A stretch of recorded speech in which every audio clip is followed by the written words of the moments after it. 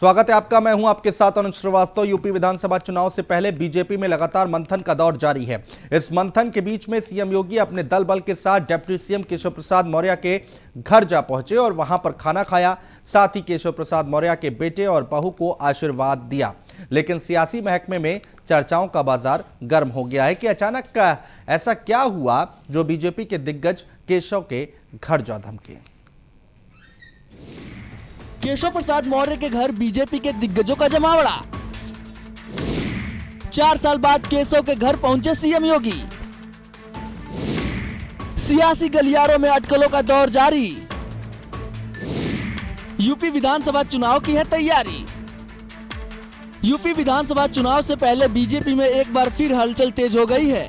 BJP के अंदर खाने में लगातार सियासी उठापटक के बीच सीएम योगी 4.5 साल में पहली बार डिप्टी सीएम केशव प्रसाद मौर्य के घर पहुंचे और उनके साथ दोपहर का भोजन किया। सीएम के साथ राष्ट्रीय स्वयंसेवक संघ के सह सरकार्यवाह कृष्ण गोपाल, महामंत्री संगठन वीएल संतोष समेत कोर कमेटी के सदस्य भी मौजूद रहे।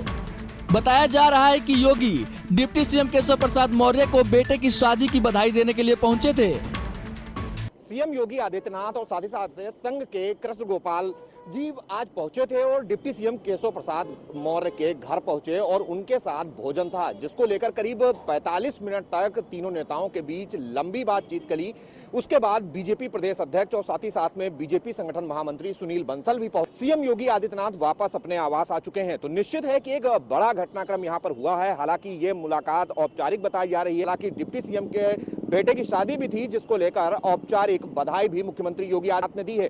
साथ ही साथ जिस तरीके से बीजेपी कोर कमेटी की भोजन की व्यवस्था डिप्टी सीएम केशव प्रसाद मौर्य ने की थी। हालांकि ये बताया जा रहा है कि भोजन के लिए सीएम योगी आदित्यनाथ, साथ ही साथ संघ प्रमुख कृष्ण गोपाल और उसके अलावा यूपी बीजेपी प्रदेश अध्यक्ष स्वतंत्र देव सिंह, बीजेपी संगठन महामंत्री सुनील बंसल समेत कई संघ के नेता इस दौरान पहुंचे थे और 45 मिनट तक करीब ये सभी नेता डिप्टी सीएम केशव प्रसाद मौर्य के आवास पर रहे। हालांकि अब ये निकल चुके हैं, तो निश्चित है कहीं न कहीं लगातार उत्तर प्रदेश में चीजें हो रही हैं। मुख्यमंत्री योगी आदित्यनाथ का खुद पहुंचना कहीं एक बड़ा संदेश जरूर है।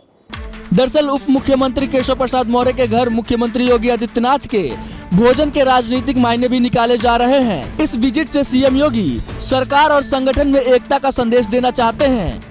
बता दें कि बीते दिनों केशव प्रसाद मौर्य ने बयान दिया था कि यूपी में मुख्यमंत्री का फैसला चुनाव के बाद तय किया जाएगा, जिस पर राजनीतिक चर्चाओं का दौर शुरू हो गया था और पार्टी नेतृत्व के मुद्दे पर बटी नजर आ रही थी। इस दौरे से योगी ने पार्टी में एकता का संदेश दिया है। इससे पहले सोमवार को पूर्व नौकरशाह अरविंद कुमार शर्मा ने भी बीजेपी के प्रदेश अध्यक्ष स्वतंत्र देव सिंह को पत्र लिखकर उपाध्यक्ष बनाने के लिए धन्यवाद ज्ञापित किया था। पत्र में उन्होंने संदेश दिया था कि यूपी का चुनाव 2022 में मुख्यमंत्री योगी आदित्यनाथ के नेतृत्व में ही लड़ा जाएगा। उन्होंने कहा था कि योगी जी के नेतृत्व में बीजेपी 2017 से भी बड़ी सफलता इस बार के चुनाव में दर्ज करेगी। लिहाजा केशव प्रसाद के घर जाकर सभी नेताओं ने ये दिखाने की कोशिश की है कि बीजेपी में सब कुछ ठीक चल रहा है। Bureau report, news 1 India. चलिए बढ़ते आगे। देश में बड़े पैमाने पर धर्म परिवर्तन कराया जा रहा है, जिसको लेकर पुलिस लगातार धरपकड़ कर रही है और इस दौरान दिल्ली के जामिया नगर से 2 आरोपियों को पकड़ा गया है, जिन पर धर्म परिवर्तन कराने का आरोप लगा है, जिसके बाद कई चौंकाने वाले खुलासे सामने आए। देखिए हमारी एक खास रिपोर्ट। शहर से गांव तक धर्म परिवर्तन का काला खेल। दिल्ली के जामिया नगर में फरमान होता था जारी, धर्म परिवर्तन से पहले करते थे ब्रेन वॉश। हिंदू धर्म के बारे में लोगों के मन में भरते थे जहर। देश के कई राज्यों में चल रहा धर्म परिवर्तन का सिंडिकेट। धर्म परिवर्तन एक ऐसा शब्द जो आज हिंदू धर्म के लोगों को दीमक की तरह चाट रहा है। हिंदुओं को लगातार निशाना बनाकर जबरन धर्म परिवर्तन कराया जा रहा है, किसी को पैसे देकर तो किसी को नौकरी और विवाह का लालच देकर। इसी तरह न जाने कितने परिवारों के बच्चों, औरतों, बूढ़े, जवानों का धर्म परिवर्तन कराया गया। ऐसे ही धर्मांतरण कराने वाले गिरोह का यूपी पुलिस ने पर्दाफाश किया, जो हिंदू धर्म के लोगों को इस्लाम धर्म में शामिल करवाते थे और ये लोग खास तौर पर मुकबधिर, छात्रों, महिलाओं और गरीब लोगों को निशाना बनाते थे। और इन्हें पैसा, नौकरी और शादी कराने का लालच देते थे।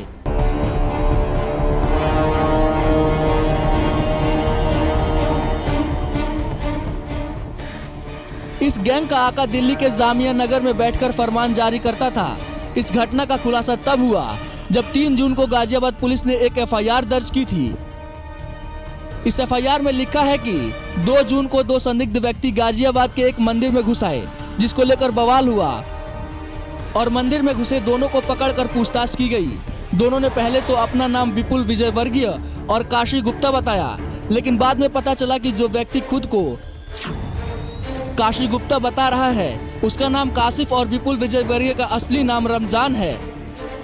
पुलिस ने मामले की गहनता से जांच की तो मामला धर्मांतरण से जुड़ गया, जो गैर मुस्लिम समुदाय के लोगों का धर्म परिवर्तन कराकर उन्हें मुस्लिम बना रहे हैं। पुलिस का कहना है कि कुछ ऐसे गैंग हैं जो 1 या 2 व्यक्ति के साथ नहीं किया, बल्कि लगभग 1000 लोगों का धर्म परिवर्तन अब तक करा चुके हैं। अब जरा सोचिए, राजधानी दिल्ली में ऐसी संस्थाओं के दफ्तर हैं जिनका काम लोगों का धर्म परिवर्तन कराना है, और उमर गौतम यही करता था। इतने बड़े पैमाने पर धर्मांतरण का खेल चल रहा था, जिसके लिए विदेश से फंडिंग होती थी।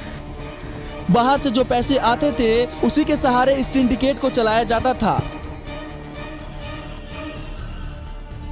भारतीय संविधान के आर्टिकल 25 के तहत सभी नागरिकों को अपनी स्वेच्छा से किसी भी धर्म को चुनने, उसे मानने और उसका प्रचार करने का पूरा अधिकार है। लेकिन अगर कोई जबरन किसी का धर्म परिवर्तन कराता है या उसे लालच देकर धर्मांतरण करवाता है, तो इसके लिए हमारे संविधान में कोई कानून नहीं है जिसके तहत धर्म परिवर्तन कराने वाले दोषियों को सजा दी जा सके। हालांकि अब कई ऐसे राज्य हैं जहां धर्म परिवर्तन कानून को लागू किया जा चुका है। हाल ही में यूपी में योगी सरकार ने भी धर्म परिवर्तन को लेकर कानून बनाया, जिसमें आईपीसी की धारा 504 और 506 के तहत सजा होगी, जिसमें 1 से 10 साल की सजा का प्रावधान है। इसके अलावा 25,000 से 1 लाख रुपए तक के जुर्माने का भी प्रावधान है। Bureau report, news 1 India.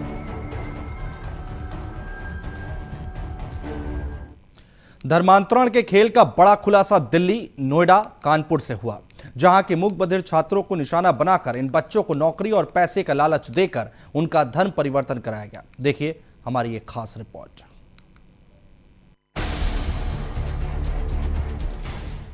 Noida के सेक्टर 117 मुक बधिर स्कूल में जबरन धर्म परिवर्तन को लेकर जांच पड़ताल चल रही है, जहां से मन्नू यादव से अब्दुल मन्नान बने युवक की कहानी सामने आई है। मन्नू यादव का परिवार गुरुग्राम में रह रहा है। परिवार वालों का दावा है कि मन्नू कुछ मुस्लिम लड़कों के संपर्क में था, जिसके कुछ दिन बाद मन्नू यादव अब्दुल मन्नान बन गया। ये बात जब परिवार वालों को पता चली तो उन्हें यकीन नहीं हुआ, लेकिन जब उन्होंने उसके मोबाइल पर धर्म परिवर्तन का सर्टिफिकेट देखा तो उनके पैरों तले जमीन खिसक गई। इसके बाद पुलिस इस मामले को लेकर गहनता से जांच में जुट गई, जहां पुलिस और एटीएस की टीम को डीप सोसाइटी से कश्मीर के रहने वाले छात्रों के कुछ दस्तावेज मिले हैं, जिसकी जांच यूपी एटीएस के साथ साथ नोएडा पुलिस और एलआईयू समेत कई टीमें कर रही हैं। यूपी एसटीएफ की 2 आरोपियों की गिरफ्तारी के बाद कहीं ना कहीं ये जो आप देख रहे हैं पीछे सेक्टर 117 नोएडा का जो डेप सोसाइटी स्कूल है वो घेरे में है, और यहाँ पर पूरी तरह से जो यूपी एसटीएफ है वो अपनी निगाहें बनाए हुए है, और यूपी एसटीएफ जो है पूरी तरह से पड़ताल कर रही है। उसके साथ साथ जो नोएडा पुलिस है वो भी अपनी कहीं ना कहीं इस स्कूल पर डेप सोसाइटी पर सख्ती बनाते हुए नजर आ रही है। सबसे बड़ी बात है कि इसके अंदर जब पूरी तरह से पड़ताल की गई है, दोनों आरोपियों से जब एटीएस ने पूछताछ की है, तो एटीएस की पूछताछ के बाद में सामने आया है कि इसमें 2 छात्र, एक गुरुग्राम और दूसरा कानपुर का रहने वाला था, जिनके इससे पूरी तरह से कांटेक्ट थे। धर्मांतरण की ये कहानी यहीं नहीं रुकी। दिल्ली, नोएडा से लेकर ये नेटवर्क कानपुर तक फैला है, जो कानपुर के ही आदित्य नाम के एक युवक को अपना शिकार बना चुका था। अब आदित्य अब्दुल कादिर बन चुका था। इसका खुलासा तब हुआ जब वो एक दिन पहले अचानक घर लौट आया। परिवार के लोगों का कहना है कि आदित्य नौकरी के नाम पर मार्च में केरल चला गया था। जब वो लौट कर आया तब अब्दुल कादिर बन गया था। तो हमसे बोला एक दिन पहले 9 तारीख को बोला, 9 मार्च को, कि हमें जॉब मिल रही है। अच्छा। तो हमने पूछा कहाँ पे है, तो ये बोला जरीफ चौकी में है, नाम बताया, राशन की दुकान है गल्ले की, सामान लोड करना है गाड़ी में। 10 मार्च 10 मार्च को और जो गया फिर नहीं लौटा। आया था। फिर आदित्य के परिजनों का दावा है कि आदित्य के संपर्क में कुछ मुस्लिम युवक थे जिन्होंने नौकरी दिलाने के नाम पर उसका ब्रेन वॉश किया। आदित्य ने इस मामले में अपने परिजनों को कभी कुछ नहीं बताया, लेकिन अचानक से एक दिन वो गायब हो गया। यकीन था हमको, मतलब वही कानपुर लोग के हैं, थे बाहर और हैं? नहीं, केरल के। हमने नंबर बोला था कि केरल वेस्ट बंगाल के वहीं के हैं वो लोग। 2 नाम दिया था हमने कि वो था एक साबिर और एक सहर। साबिर नाम था एक का, सहर, क्योंकि उनको हमने मोस्टली देखा था। नंबर तो उनका कोड वर्ड में लिखा था, लेकिन सर्विलांस में जो पांडे जी थे उन्होंने सर्विलांस में जब डिटेल निकलवाई तो नाम पता चला कि उनका नाम साबिर है। साबिर और सहर 2 लड़के थे। और कहाँ के थे ये? केरल के भी दोनों। गैर मुस्लिम लोगों के जबरियन धर्म परिवर्तन के मामले में अब यूपी एटीएस लगातार छापेमारी कर रही है। कानपुर में भी एक युवक को जबरियन धर्म परिवर्तन कराया गया। हम कानपुर के उस युवक के घर पे खड़े हैं, आप देख सकते हैं ये उसी लड़के का घर है जिसका जबरियन माइंड वॉश करके उसका जबरियन धर्म परिवर्तन कराया गया है। उसको 9 मार्च को कानपुर से केरल ले जाया जाता है, जहाँ पर उसका धर्म पूरी तरह से परिवर्तन कराया जाता है। उसका माइंड इतना वॉश कर दिया जाता है, पैसे की लालच दी जाती है, नौकरी की लालच दी जाती है। ये वो आदित्य गुप्ता उसी का घर है जिसका माइंड वॉश कराकर उसको जबरियन मुस्लिम धर्म में परिवर्तन कराया गया है। न्यूज़ वन इंडिया की टीम इस वक्त उसके घर के नीचे मौजूद है। आपको मैं दिखाना चाहूँगा, ये उसका घर है जहाँ पर वो युवक रहता था। उसके बाद उसकी सोशल साइट पर कुछ लोगों से बात होती है जो उसको लालच देते हैं नौकरी का, पैसे का। उसके बाद वो सोशल साइट के माध्यम से उनके संपर्क में आकर कानपुर से केरल चला जाता है और वहाँ उसका कुछ पैसे के चक्कर में उसका धर्म परिवर्तन कराया जाता है, जिसकी सूचना जब उसके परिवार वालों को लगती है तो किसी तरह उसको कानपुर बुलाया जाता है। उसके बाद घर वालों की जानकारी होती है। उसके बाद पुलिस भी अब इसमें पूरी सतर्कता दिखा रही है। यूपी एटीएस ने अब तक इस पूरे मामले में 2 लोगों की गिरफ्तारी लखनऊ से की थी। अब लखनऊ के बाद इसके तार जो हैं कानपुर से भी जुड़े मिले हैं। धर्मांतरण के खेल को रोकने के लिए पुलिस प्रशासन लगातार छापेमारी कर रही है। दिल्ली के जामिया नगर से पकड़े गए 2 आरोपी जहांगीर और उमर गौतम को लेकर एटीएस की टीम लगातार छापेमारी कर रही है। पुलिस की गिरफ्त में आया उमर गौतम, जो पहले श्याम प्रताप सिंह के नाम से जाना जाता था, जो कि यूपी के फतेहपुर जिले के थरियाव थाना क्षेत्र के रमुआ गांव का रहने वाला है। उसके चचेरे भाई राजू सिंह ने बताया कि उमर गांव में ही हाई स्कूल तक पढ़ाई करने के बाद वह पंतनगर चला गया, जिसके बाद वह कभी कभार ही घर आता था। इनके ससुर का नाम क्या है? सतपाल सिंह। इनके बच्चे भी हैं उम्र के? हाँ, 2 लड़का, एक बिटिया जानकारी है। और पत्नी का क्या नाम है इनके? पत्नी का राजेश कुमारी। राजेश। ये कहाँ है इस वक्त? सब वही हैं, वहीं इनके लगे। सब दिल्ली में ही?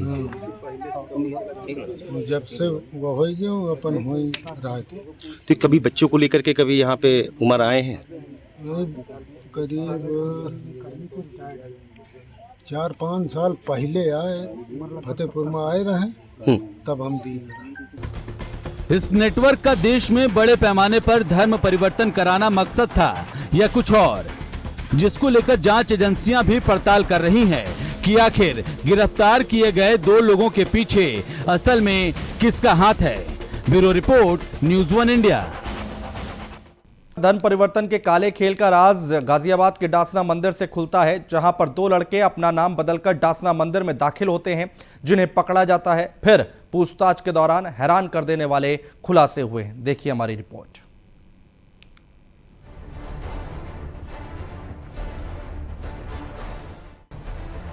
धर्मांतरण को लेकर आज पूरे देश में हलचल है। दिल्ली से पकड़े गए 2 आरोपियों के बाद से ही लगातार खुलासे हो रहे हैं। जिस जामिया नगर से इस नेटवर्क को चलाया जा रहा था, हमारी टीम वहां पहुंची और मामले को करीब से जाना। यूपी एटीएस द्वारा धर्म परिवर्तन के आरोपों में गिरफ्तार किए गए मोहम्मद उमर गौतम और इसके साथ ही मौलाना कासमी की गिरफ्तारी के बाद बड़ा खुलासा हुआ है। दरअसल उत्तर प्रदेश के नोएडा और गाजियाबाद में धर्मांतरण का रैकेट बड़े लेवल पर चल रहा था। भले ही उत्तर प्रदेश के नोएडा और गाजियाबाद सहित तमाम इलाकों में धर्मांतरण के मामले सामने आए हों, लेकिन जो उसका एपिक सेंटर था, यानी जो कंट्रोल रूम था, रिमोट कंट्रोल, वो इसी जामिया नगर से ऑपरेट होता था। जामिया नगर की नूह मस्जिद में बच्चों को अंग्रेजी सिखाने वाला मौलाना उमर गौतम यहाँ एक आईडीसी सेंटर चलाता था। आईडीसी सेंटर इस्लामिक दावा सेंटर के नाम से सेंटर को ऑपरेट करता था और दरअसल वो आईडीसी सेंटर वो ब्रेन वॉश का बड़ा सेंटर था। उसके जरिए न सिर्फ जो है इस तरह के साहित्यों को लोगों को सर्कुलेट किया जाता था जिससे लोगों का ब्रेन वॉश होता था, बल्कि इसके साथ ही आईडीसी सेंटर के जरिए वो अलग अलग जगह तक लोगों तक अपनी पहुंच बनाता था। उसके बाद वहां से उनको ब्रेन वॉश करके उनको इस्लाम स्वीकार कराता था। अब जब यहाँ से यूपी से यानी नोएडा से यूपी एटीएस ने गिरफ्तारी की है, तब इसके तार लगातार खुलते जा रहे हैं। अगर इसकी गहराई से जांच हुई, सबसे बड़ी बात है इस आईडीसी सेंटर को बाहर के देशों से फंडिंग भी होती थी और फंडिंग में एंटी सोशल एलिमेंट्स के शामिल होने की संभावनाओं की जांच भी एटीएस कर रही है। तो एटीएस इस पूरी जांच के दौरान कई परतें खोलने में लगी है। फिलहाल एक बात साफ हो गई है कि मौलाना उमर गौतम और मौलाना कासमी जैसे तमाम लोग मिलकर के पूरा धर्म परिवर्तन का एक बड़ा रैकेट ऑपरेट कर रहे थे। धर्म परिवर्तन कराने वालों का नेटवर्क इतना बड़ा है जिसे देखकर आप हैरान हो जाएंगे। दरअसल गाजियाबाद के डासना देवी मंदिर में नाम बदलकर 2 लोगों के घुसने के मामले में सलीमुद्दीन पर आरोप लग रहे हैं, जिसको लेकर पुलिस जांच पड़ताल कर रही है। हालांकि इस मामले में सलीमुद्दीन ने कहा है कि इसमें मेरा कोई रोल नहीं है, मेरे ऊपर लगाए जा रहे आरोप गलत हैं। ये आरोप लगे हैं सब बेबुनियाद है और मुझे न्यायपालिका पर पूरा भरोसा है, विश्वास है कि मैं बाइज्जत बरी होऊंगा और मुझे संविधान पर भी पूरा भरोसा है, न्यायपालिका भी भरोसा है। तो जो आरोप लगे हैं वो सब बेबुनियाद हैं और जो कोर्ट में ये जो केस चल रहा है तो विचाराधीन है। तो मैं पूरा और मेरा परिवार जो है वो सब सहयोग कर रहा है और आने वाले समय में मैं बिल्कुल बाइज्जत, चूँकि मैंने कोई गुनाह नहीं किया है तो मैं बिल्कुल बेकसूर हूँ। वहीं डासना मंदिर के पुजारी ने कहा कि जो दोनों मंदिर में नाम बदल कर आए थे उनके तार धर्मांतरण से जुड़े हुए हैं, जिसको लेकर पुलिस जांच पड़ताल कर रही है। धर्मांतरण के आरोप में यूपी एटीएस द्वारा गिरफ्तार किए गए मोहम्मद उमर गौतम और मौलाना जहांगीर कासमी के ताल्लुक सीधे तौर पर डासना मंदिर प्रकरण से जुड़ते हुए नजर आ रहे हैं। 2 जून को 2 संदिग्ध डासना के इसी मंदिर में दाखिल हुए थे। दोनों अपनी पहचान छिपा करके मंदिर के अंदर दाखिल हुए और सबसे बड़ी बात यह है कि जब मंदिर के लोगों को उन पर शक हुआ तब उनकी पहचान उन पर जब जबरदस्ती की गई और उनकी पहचान निकाली गई तो उसमें से एक जो विपुल नाम से एक शख्स था जिसको रमजान नाम दिया गया था, जिसके धर्मांतरण के साथ इसके साथ एक शख्स मोहम्मद कासिम, दोनों की पहचान निकली। सबसे बड़ी बात यह है कि इन दोनों का गुरु सलीमुद्दीन था और सबसे बड़ी बात है ये सलीमुद्दीन वो शख्स है जिसने विपुल को धर्मांतरण करा करके रमजान बनाया था। 2 जून को यहाँ पर 2 संदिग्ध दाखिल हुए थे। आप लोग कैसे पहचान पाए थे और किस तरीके से, अब जब यूपी एटीएस ने 2 लोगों को गिरफ्तार किया है धर्मांतरण के आरोप में कि हजारों लोगों का धर्मांतरण कराया, उन्हें इस्लाम स्वीकार करवाया, तो आपको क्या लगता है इन दोनों के तार एक दूसरे से जुड़े हुए? देखिए, इस्लाम में जिसने भी कुरान पढ़ी है वो सब एक दूसरे से जुड़े हुए हैं, समझे। उनके तार एक दूसरे से जुड़े हुए हैं। उनका एक ही मकसद है कि काफिर जो नॉन मुस्लिम है, समझे, उनका खात्मा करना, उनकी हत्या करना, समझे, उनका धर्म परिवर्तन कराना, उनको लूटना, उनकी बहन बेटियों की इज्जत लूटना। तो ये इनका मकसद है और कोई सब एक ही है। जो 2 संदिग्ध यहाँ दाखिल हुए थे, पहचान छिपा करके जो लोग आए थे, वो किस मकसद से आए थे, कुछ पता चल पाया? देखिए, मकसद तो उनका साफ है, क्योंकि गुरुजी ने पहली बार टीवी पर या कहीं भी डिबेट में पहली बार मोहम्मद की सच्चाई, कुरान की सच्चाई लोगों को बताई है, इस्लाम की सच्चाई लोगों को बताई है, जो कि इन मुस्लिमों को हजम नहीं हो रही है। वो ये तो चाहते हैं कि इस्लाम का नाम हो, लेकिन इस्लाम के बारे में सच्चाई ना पता लगे किसी को। ये ना पता लगे कि वो एक बलात्कारी था, समझिए। ये ना पता लगे कि इस्लाम में, कुरान में क्या होता है। हमारी टीम ने जब और छानबीन की तो हमारे हाथ कुछ ऐसी खबरें लगी जिसे सुनकर आप हैरान हो जाएंगे। डासना मंदिर के पुजारी ने दावा किया कि जो दोनों लड़के नाम बदल कर आए थे वो यतीमानंद सरस्वती महाराज की हत्या करने आए थे। एटीएस ने जिस खुलासे की बात कर रही है उस खुलासे के तार भी इसी मंदिर से जुड़े हुए हैं। इस समय हमारे साथ मौजूद हैं मंदिर से रविंद्रानंद जी। ये बताइए बाबा जी कि उस दिन जब दोनों युवक यहाँ पर घुसे, पूरी घटना क्या हुई थी? देखिए, प्रत्येक दिन की तरह यहाँ पे शाम को हवन चल रहा था माँ बगलामुखी का, और उसको 40 दिनों से गुरुजी यति नरसिम्हानंद सरस्वती कर रहे थे। लेकिन उसी दिन सुबह उसका उद्यापन किया, उन्होंने पूजन किया था और भंडारा हुआ था। और शाम के समय गुरुजी ने कहा था, स्वामी जी आप आज हवन कीजिएगा, वो डिबेट में गए हुए थे। लेकिन वो जो दो शख्स गुस्से थे मुसलमान, उन्होंने रैकी कर रखी थी वो 40 दिनों के बीच के अंदर। लेकिन हमारे जो सेवादार हैं, उन्होंने जब उनको चेक करना शुरू किया तो उनके बैग में से सर्जिकल ब्लेड, साइनाइड और कुछ लिक्विड मिला था।